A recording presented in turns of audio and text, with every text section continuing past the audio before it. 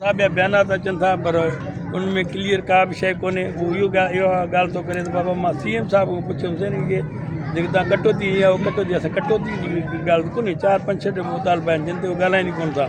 हाणे कटौती में बि बिलाल साहिबु चयो त मां उनखे पुछियुमि मिसकिननि चयो त असां कटौती है ई कोन्हे।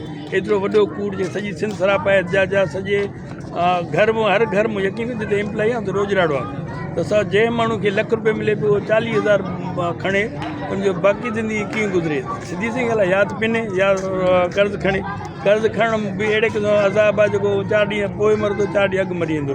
सो असां सिंधी गवर्नमेंट खे कई दफ़ा लिखत में ॾिनी आहे, मिलिया बि आहियूं, मामला ते डिस्कस बि थियो आहे, पर ज़ालिम ज़ालिम आहे जंहिंजो पंहिंजो घर भरियलु हुजे करप्शन जे पैसनि में असांजी बुख या ॾुख जी परवाह कोन्हे।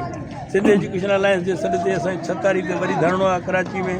उहो अहिड़े क़िस्म धरणो हूंदो अलाह पाक जे हुकुम सां सिंध जी तारीख़ में अहिड़ो धरणो नज़र न आयो हूंदो जेको गवर्नमेंट खे नज़र ईंदी।